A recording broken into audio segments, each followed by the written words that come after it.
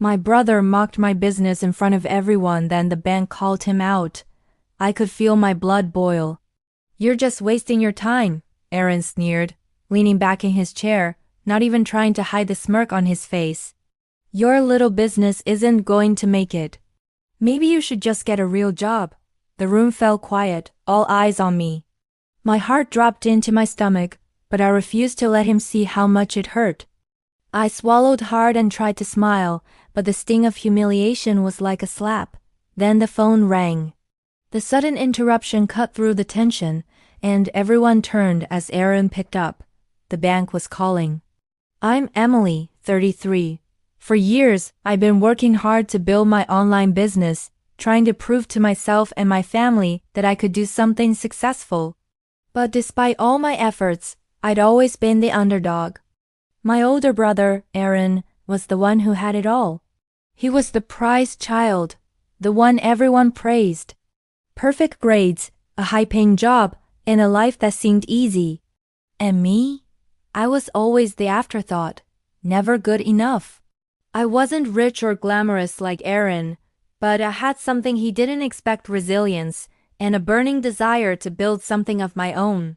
If you've ever felt underestimated because of your ambitions, hit that subscribe button.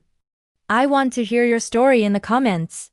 Let's show the world we can achieve more than they think. The dinner table was set with fancy plates, the smells of roast chicken and mashed potatoes filling the air, but I couldn't enjoy it. Not with Aaron sitting across from me, mocking everything I had worked so hard for. My business, my dreams were nothing more than a joke to him. "She's still running that website, huh?" he laughed. "What's it called again?" "Emily's Fantasies." He snickered. "How cute. Maybe next time you can go work for a real company. That is, if you can find one that'll take you." The humiliation was sharp. I felt like I was shrinking into myself. My mom and dad, who always favored Aaron, didn't even try to stop him. They just looked at me like I was some kind of lost cause. I wanted to leave, wanted to scream at them all. But then the phone rang. It was the bank. "Hey, Aaron," the voice on the other end of the line said.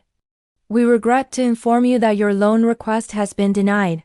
Your financial history has been flagged, and there's a significant amount of debt we're unable to overlook." "I'm sorry." Aaron's face turned pale.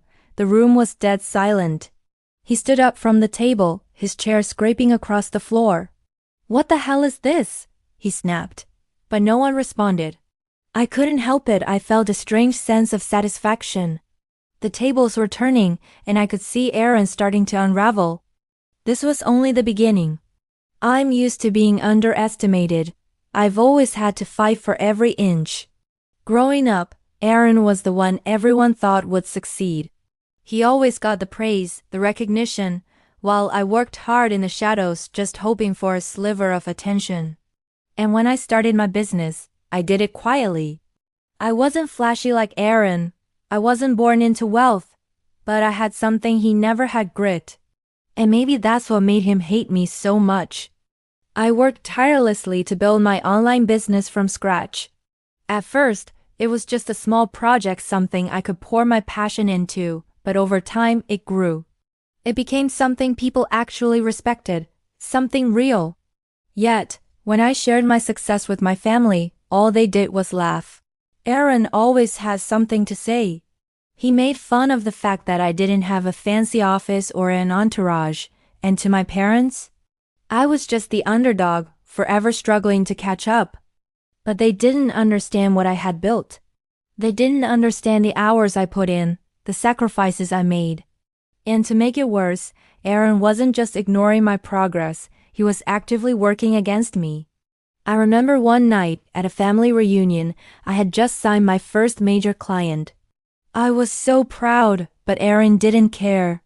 Instead, he spent the entire evening boasting about his promotion at work, while I stood there, feeling invisible.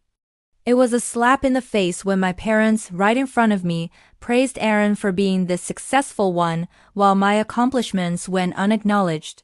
But that wasn't the worst part. No, Aaron had been sabotaging me for weeks. He'd been talking to people I was working with, telling them my business was falling apart, that they shouldn't trust me. He even tried to convince potential partners to pull back their offers. He told them I'd fail. But what he didn't know was, I had a secret. I had a plan, something he'd never seen coming. I had been in contact with a powerful investor for months, someone who saw the potential in my business. My company was on the verge of being bought for a significant sum. This investor didn't just want to support me, they believed in my vision. And I knew that when the time was right, I would finally reveal it to my family.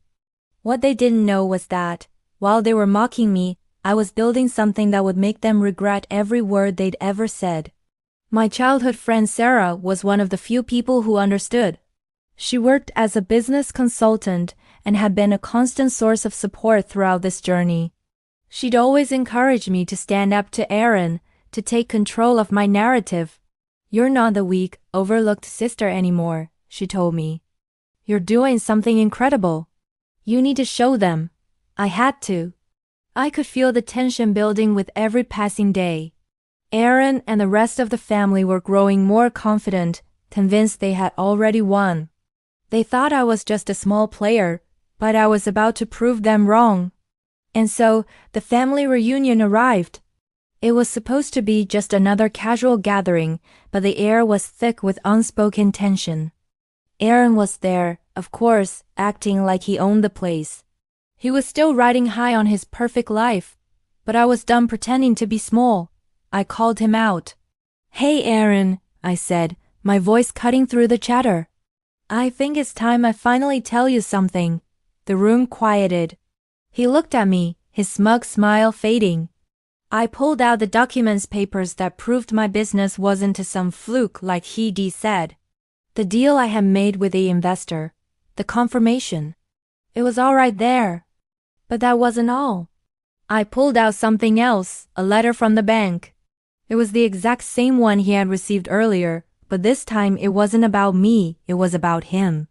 I'd gotten a copy of his loan rejection letter.